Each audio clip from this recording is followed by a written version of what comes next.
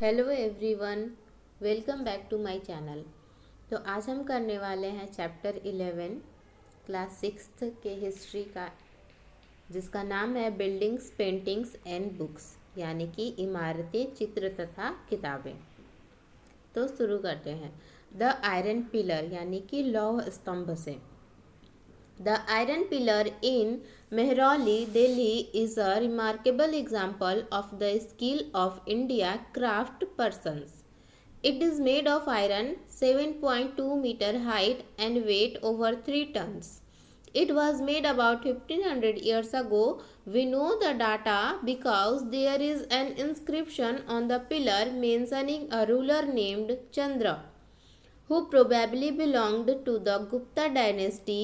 What is amazing is the fact that the pillar has no rusted in all these years.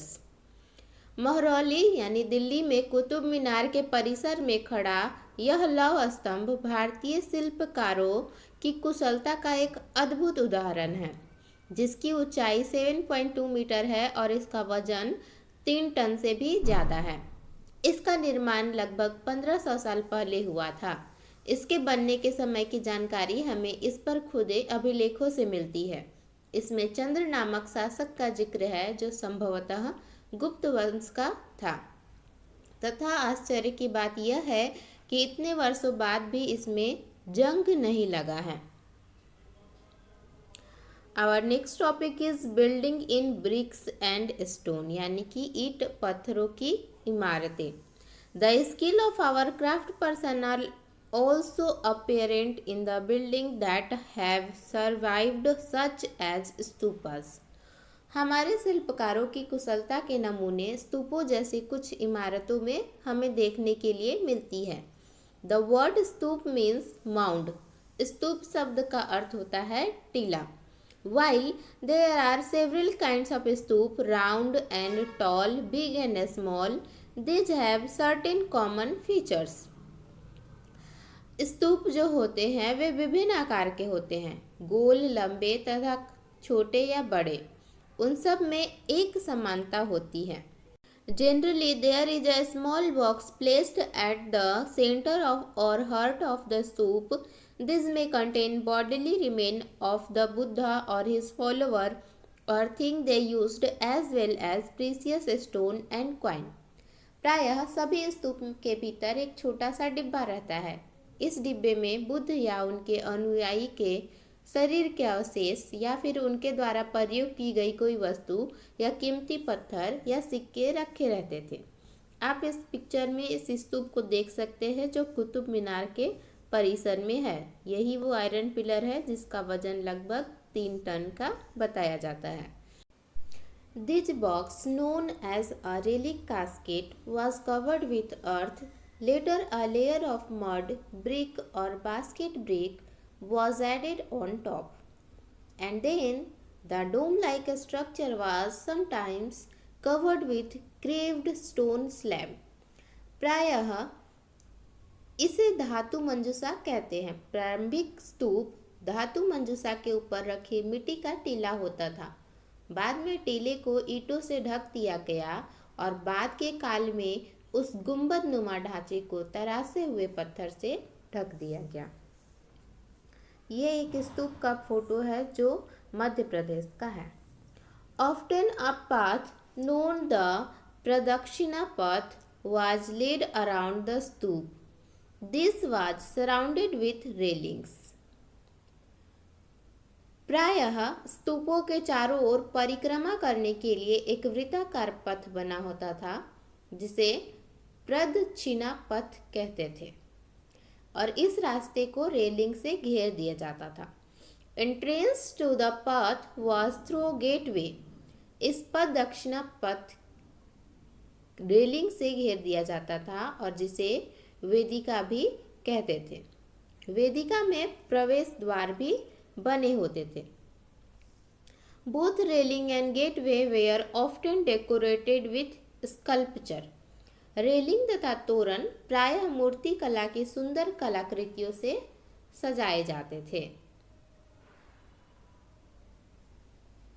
Other buildings were hollowed out of rock to make artificial cave. Some of these were very elaborately decorated with sculpture and painted walls. कई बार पहाड़ियों को काटकर बनावटी गुफाएं भी बनाई जाती थी और इस तरह कई गुफाओं को मूर्तियों तथा चित्रों के द्वारा सजाया जाता था. Some of the earliest Hindu temple were also built at this time. इस समय कुछ आरंभिक हिंदू मंदिरों का भी निर्माण किया गया. Deities such as Vishnu, Shiva and Durga were worshipped in these shrines. इन मंदिरों में विष्णु, शिव तथा दुर्गा जैसे देवी देवताओं की पूजा होती थी. The most important part of the temple was the room known as the Garbhagriha, where the image of chief deity was placed. इन मंदिरों की जो सबसे महत्वपूर्ण स्थान होता था वो गर्भगृह होता था, जहाँ पे मुख्य देवी देवताओं की मूर्तियों को रखा जाता था. It was here that priests performed religious rituals and devotees offered worship to the deities. यहाँ पे पुरोहित धार्मिक अनुष्ठान करते थे और भक्त पूजा करते थे. Often as a Bhitargaon, a tower known as Shikhar was built on top of the Garbhagriha to make this out as a sacred place. अक्सर गर्भगृह को एक पवित्र स्थान के रूप में दिखाने के लिए भीतरगांव जैसे मंदिरों में उसके ऊपर काफी ऊंचाई तक निर्माण किया जाता था, जिसे शिखर कहते थे. बिल्डिंग शिखर रिक्वायर्ड केयरफुल प्लानिंग. शिखर बनाने के लिए बहुत ही प्लानिंग की जरूरत होती थी. Most temple also had a space known as the मंडप.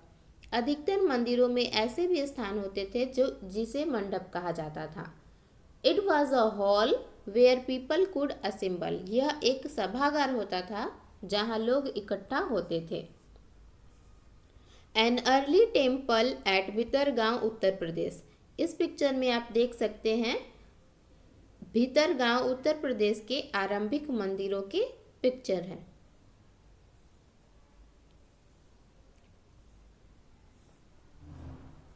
ये महाबलीपुरम का एकाश्मिक मंदिर का पिक्चर है.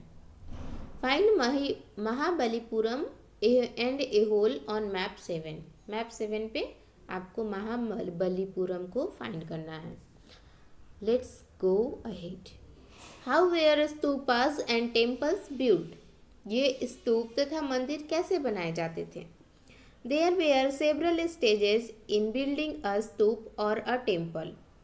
एक मंदिर तथा स्तूप बनाने की बहुत सारी प्रक्रियाएं और अवस्थाएं होती थी.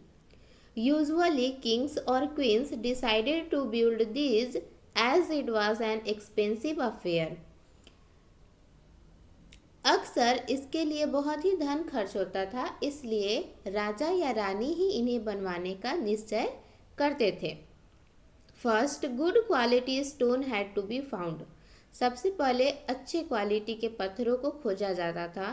क्वारिड and transported to the place that was often carefully chosen for new building. और फिर उन पत्थरों को उस स्थान पे ले जाया जाता था जहाँ पे इस बिल्डिंग को बनाना होता था. Hence these rough blocks of stone had to be shaped and carved into pillars. और फिर इनको पत्थरों को काट छाट कर तराशने के बाद खंभे, दीवार तथा चौखट, फर्श और छतों का आकार दिया जाता था. And then these had to be placed in precisely all right position. और तब फिर इन्हें सही जगह पर लगाना होता था. Jain monasteries from Odisha. इस पिक्चर में आप देख सकते हैं एक जैन मोनास्ट्री का फोटो है जो ओडिशा का पिक्चर है. दिस 2 स्टोरी बिल्डिंग, यह 2 तलों का बिल्डिंग है.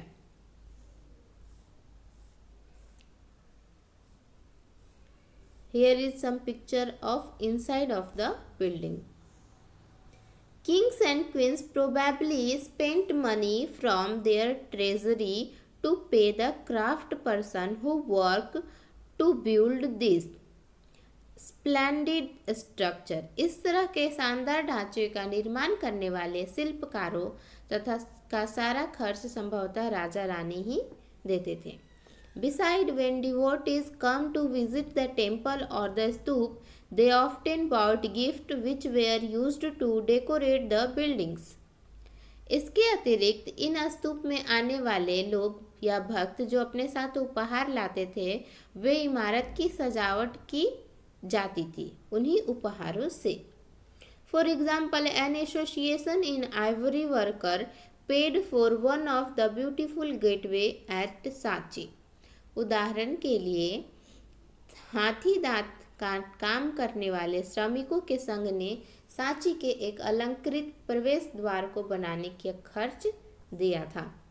Among the others who paid for decorations were merchants, farmers, garland makers, perfumers, smiths, and hundreds of men and women who are known only by their name, which were inscribed or on pillar, railing and walls.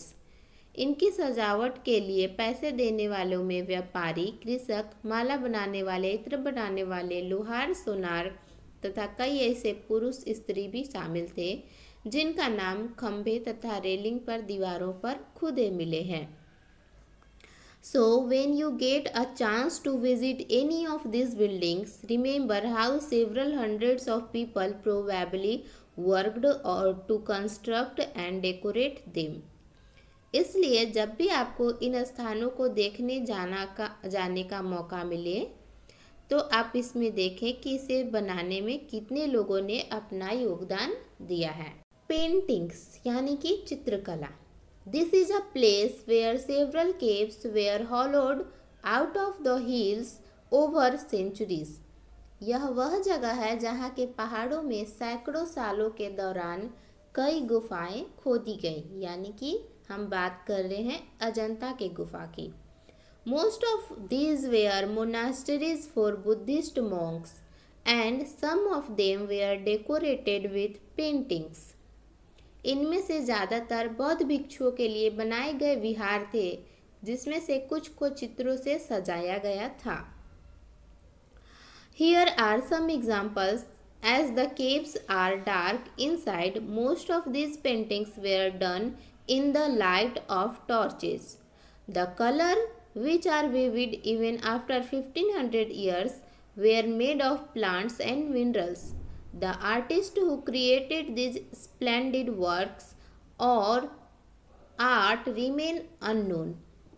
गुफाओं के अंदर अंधेरा होने की वजह से अधिकांश जो भी चित्र थे मशाल की रोशनी से बनाए गए थे और इन चित्रों के रंग 1500 के साल के बाद भी चमकदार है। ये रंग अक्सर पौधे या खनिजों से द्वारा बनाए जाते थे। इन महान कृतियों को बनाने वाले कलाकार आज भी अज्ञात हैं। Here is a painting from Ajanta. Ajanta की गुफा में बना हुआ एक पेंटिंग का यहाँ पे पिक्चर दिया हुआ है। द वर्ल्ड ऑफ बुक्स यानी कि पुस्तकों की दुनिया। Some of the best known epic were written during this period. इस युग में कई बहुत ही प्रसिद्ध महाकाव्य लिखे गए। Epics are grand long compositions about heroic men and women and included stories about gods. इन उत्कृष्ट रचनाओं में स्त्री पुरुष की वीर गाथाएं तथा देवताओं से जुड़ी कथाएं हैं। A famous Tamil epic the Silappadikaram was composed by a poet named Ilang around 1800 years ago. करीब 1800 साल पहले एक प्रसिद्ध तमिल महाकाव्य शिलपदिकारम की रचना इलांग नामक कवि ने की थी। It is the story of a merchant named Kovalan. इसमें कोवलन नामक एक व्यापारी की कहानी है। Who lived in Puhar and fell in love with a courtesan named Madhavi, neglecting his wife Kannagi. Kovalan जो था पुहार में रहता था और अपनी पत्नी कन्नगी की उपेक्षा करके एक नर्तकी माधवी से प्रेम करने लगा था।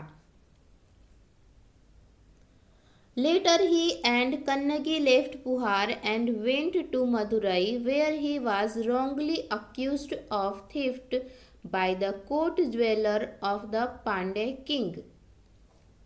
बाद में वह और कन्नगी पुहार छोड़कर मदुरई चले गए। वहां पांड्य राजा के दरबारी जौहरी ने कोवलन पर चोरी का झूठा आरोप लगाया, जिस पर राजा ने उसे प्राणदंड दे दिया।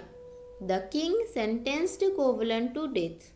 Kannagi, who still loved him, was full of grief and anger at this injustice and destroyed the entire city of Madurai. Kannagi, जो अब भी उससे प्रेम करती थी, इस अन्याय के कारण दुख और रोष से भर गई और उसने मदुरई शहर का विनाश कर डाला। Another Tamil epic, the Manimekalai, was composed by Satyanarayana around 1400 years ago। एक और तमिल महाकाव्य मणिमेखलाई को करीब 1400 साल पहले सत्यनारायण के द्वारा लिखा गया था। This describes the story of the daughter of कोवलन and Madhavi. इसमें कोवलन तथा माधवी की बेटी की कहानी है। This beautiful composition were lost to scholars for many centuries, till their manuscripts were rediscovered about 100 years ago।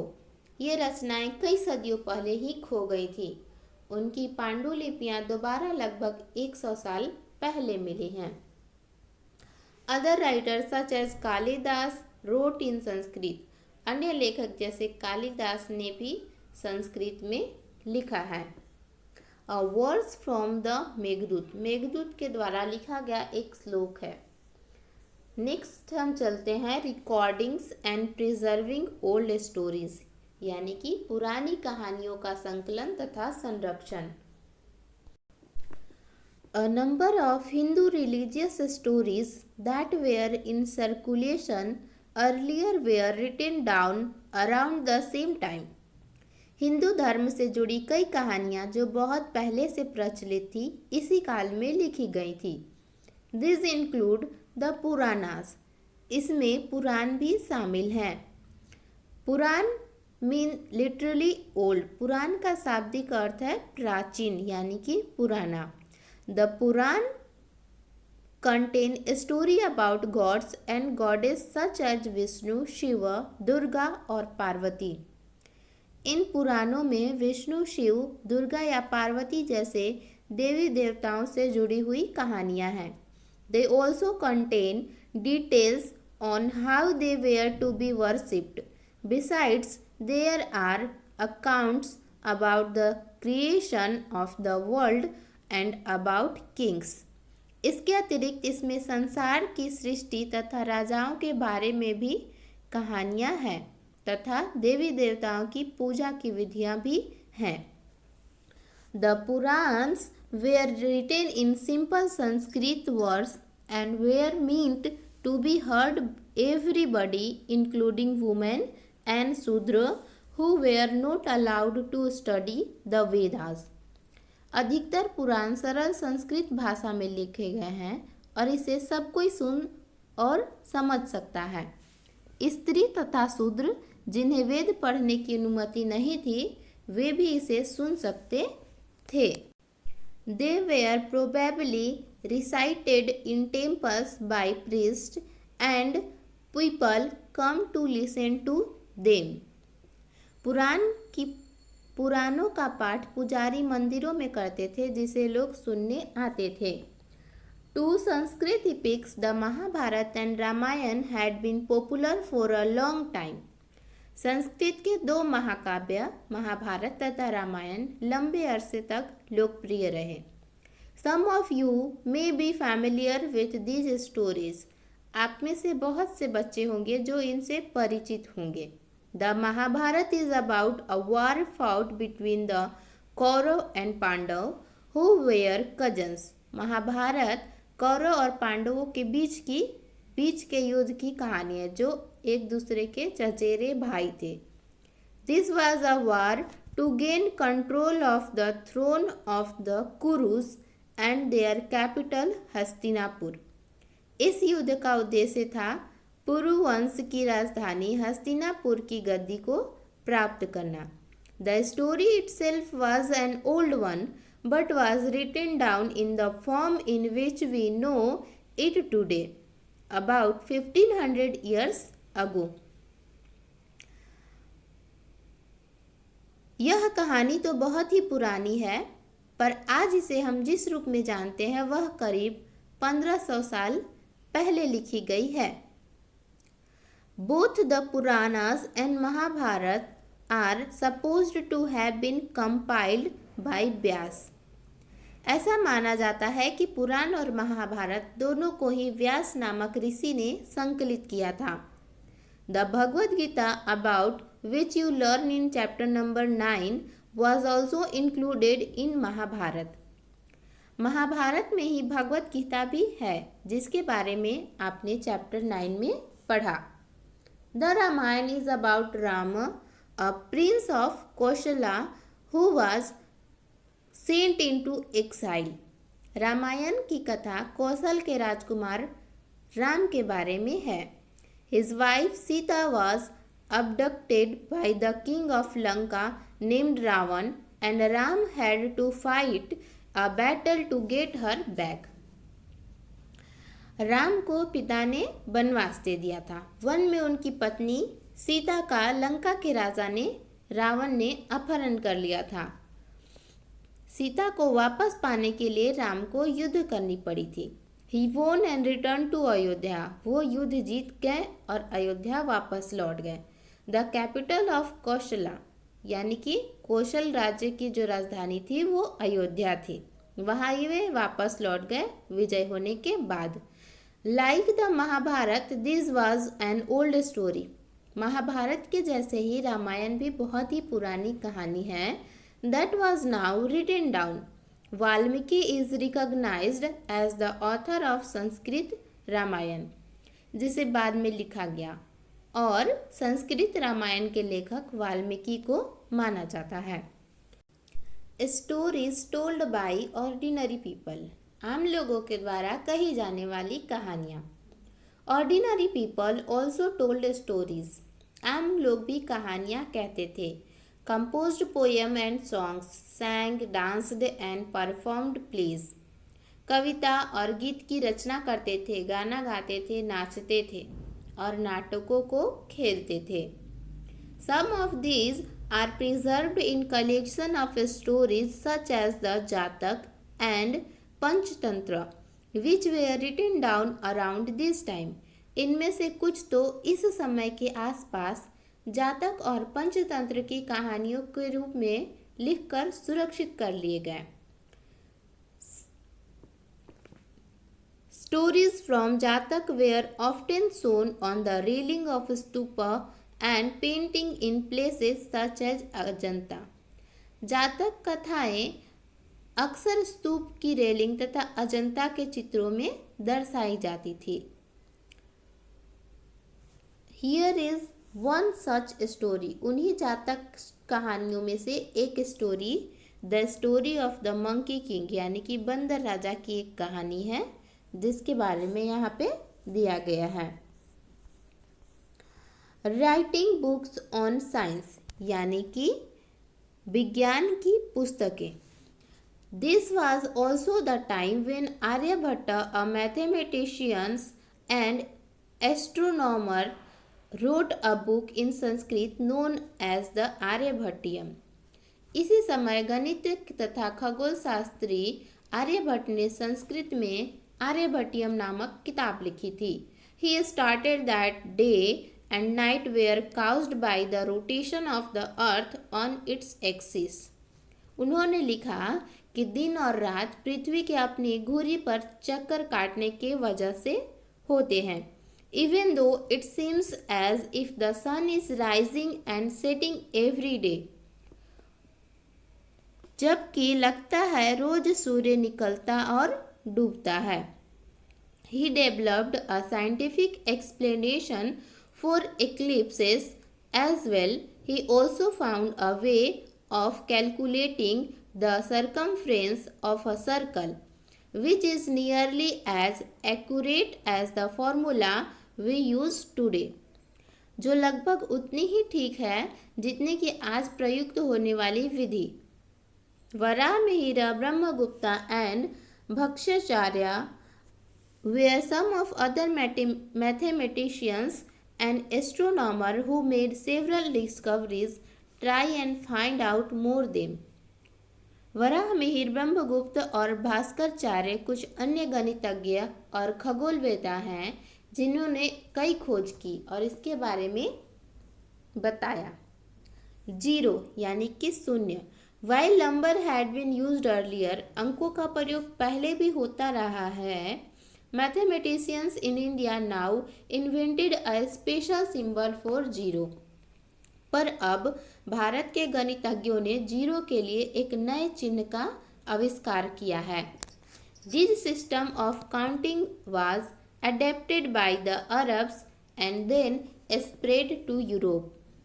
गिनती की यह पद्धति अरब द्वारा अपनाई गई और अब यूरोप में भी फैल गई है. It continues to be in use throughout the world. और आज भी यह पूरी दुनिया में प्रयोग की जाती है. Here is some information about Ayurveda and our chapter is finished. तो हम मिलते हैं अपने नेक्स्ट चैप्टर में. Thanks for watching.